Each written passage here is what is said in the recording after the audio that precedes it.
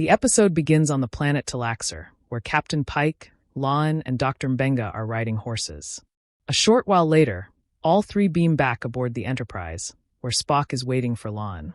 Lon and Spock's relationship has now become quite comfortable, while for Pike this mission is not just another routine assignment.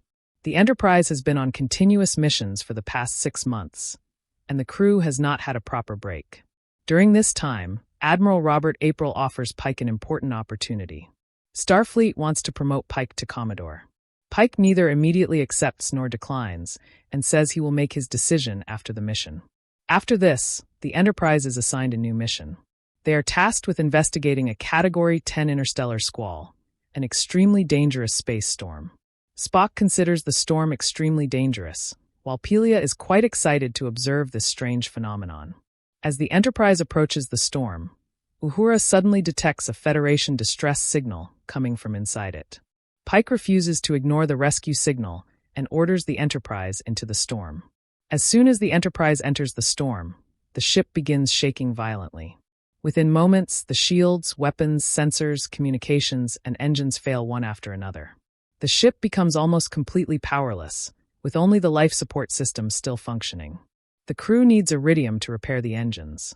The sensors detect iridium on a nearby planet, so Una, Lon, and Ortegas leave in a shuttle to retrieve it. After arriving on the planet, they have to make their way through a jungle. Their scanners detect an enormous life form standing between them and the iridium. Lon tries to stun it with a phaser, but it has no effect on the creature. At the same time, Spock analyzes the available data aboard the Enterprise and makes a shocking discovery. They have not been sent to another planet. The Enterprise has arrived on Earth 65 million years in the past. And the giant creature that Una, Lon, and Ortegas are facing is not an alien monster, but a Tyrannosaurus Rex.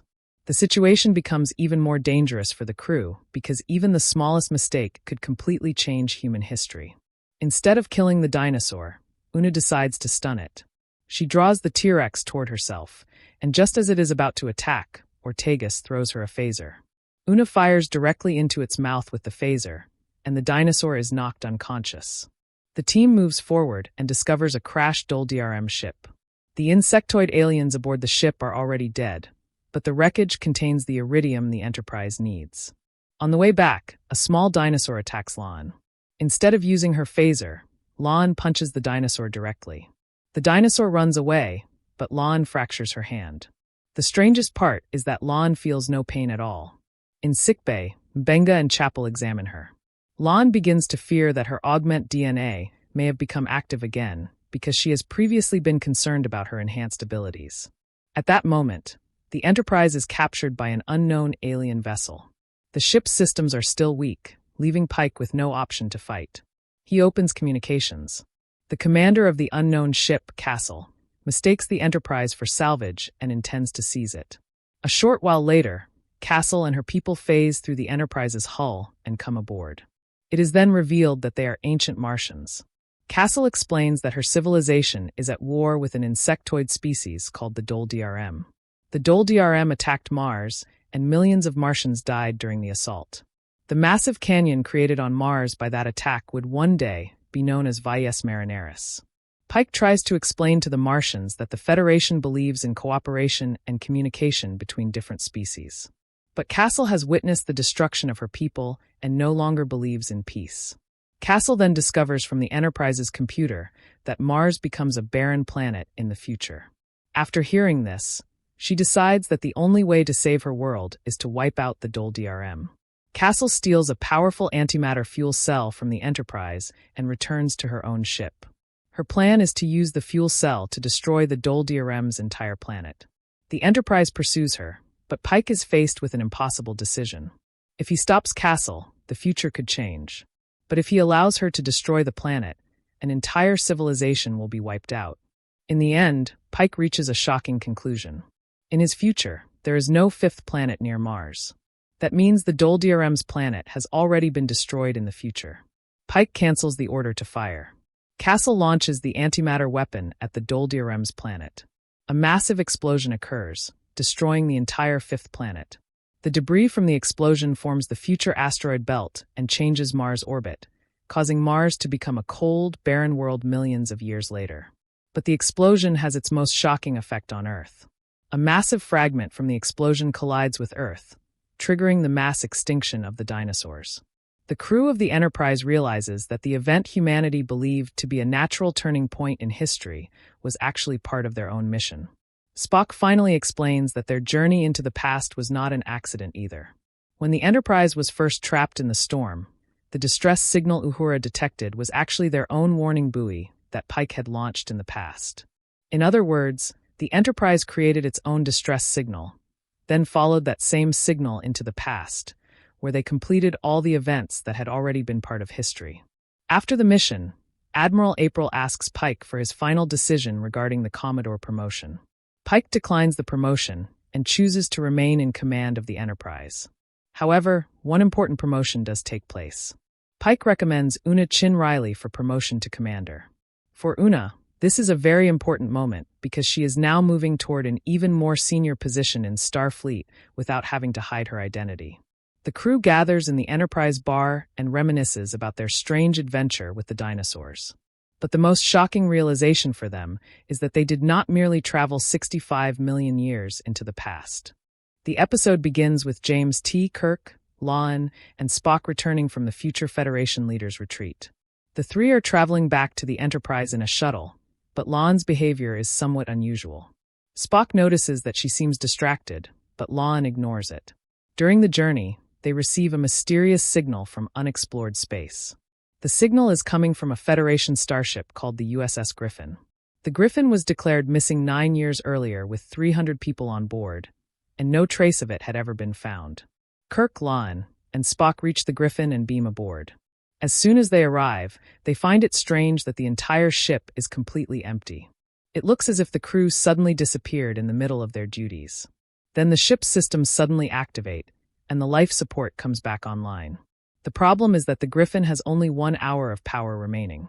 Now the three of them have very little time to figure out what really happened there 9 years ago.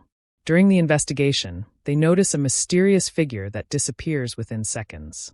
Spock explains the phenomenon with a theory involving negatively charged ions, but to Kirk it almost seems like a ghost. Further ahead, they find a sealed door marked with Federation, Klingon, and Vulcan weapon damage. As Kirk approaches the door, he hears the sound of a child crying. He starts moving toward the sound, but La'an stops him. The three then arrive at sickbay, where many empty body bags are lying around. The situation becomes even more disturbing, but they still decide to split up to continue the investigation. La'an and Kirk investigate one section of the ship, while Spock checks the Griffin's records. The investigation reveals the name of the Griffin's chief security officer, Rose Harper. Harper's records show that her behavior became very strange during the final part of the mission. Spock finds records of the Griffin crew's violent deaths and realizes that what happened there was not a normal accident. Meanwhile, Spock becomes trapped inside sickbay. Suddenly, T'Pring appears before him. Spock tries to determine whether she is real or just an illusion created by his mind. T'Pring reminds him of old memories, and the two talk about their past. But suddenly T'Pring shoots Spock. When Spock regains consciousness, he finds himself strapped to a hospital bed. T'Pring tells him that his humanity is not a weakness but his strength. Then she begins removing his Vulcan features and cuts off Spock's ears. Meanwhile, La'an is watching Rose Harper's personal video logs. Harper's appearance gradually becomes more horrifying, and she begins speaking directly to La'an. Harper targets La'an's greatest fear. She makes La'an believe that there is something dark and dangerous inside her, and that she is different from everyone else. La'an tries to escape the ship, but the elevator keeps taking her back to Deck 17. There she finds more disturbing recordings from Harper and also discovers a dagger. At the same time, Kirk has become trapped in his own nightmare. He hears the sound of his young son David crying. Kirk follows the sound and believes that David is trapped somewhere aboard the ship. As Kirk tries to save him, Pike, Una, Ortegas, Uhura, and Sam Kirk arrive from the Enterprise on a rescue mission aboard the Griffin. The rescue team spreads out into different sections. Uhura and Ortegas find La'an, while Pike and Una discover Spock tied up in sickbay. Sam Kirk is with his brother James. Everyone believes the rescue has been completed. But suddenly the situation changes completely again. Kirk and Sam become trapped on the bridge. During transport, La'an attacks Ortegas.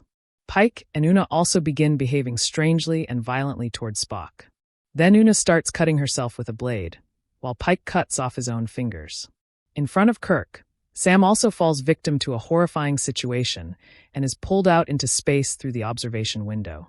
It now becomes clear that the Griffin is not just an abandoned ship. The ship is turning people's fears into reality. Lon is also becoming completely mentally unstable. Kirk is still hearing David's cries and is trying to save him. Lon finally attacks Kirk and stabs him with the dagger. At the same time, Spock remembers a Vulcan mantra during his nightmare with T'Pring. He realizes that what he is seeing cannot be reality. Spock regains control of his mind, and because of that realization, the nightmare begins to break apart. The Enterprise's real rescue team finally beams Kirk and Lon back to the Enterprise from the Griffin. Kirk is badly injured, while Lon is completely confused and traumatized. Benga confirms that Kirk will physically recover, but Spock and Lon's mental condition is serious. Pike decides that the Griffin case will be handed over to Division 12 because Starfleet has no normal scientific explanation for this strange phenomenon. Later, Chapel visits Spock's quarters and repairs his damaged ears. The two talk about their past and their trauma. Chapel is also hurt that, in Spock's darkest moment, it was T'Pring who appeared before him instead of Chapel. Lon later meets with Pike. Pike does not blame her and tells her that the most important outcome of what happened aboard the Griffin is that Lon survived. Uhura also comforts Kirk, but Kirk is still emotionally disturbed about his family. At the very end of the episode, Lon looks at the Griffin from a distance in space. The ship is completely silent, but then the camera moves toward the Griffin. Inside the ship, the ghost-like figure of Rose Harper appears.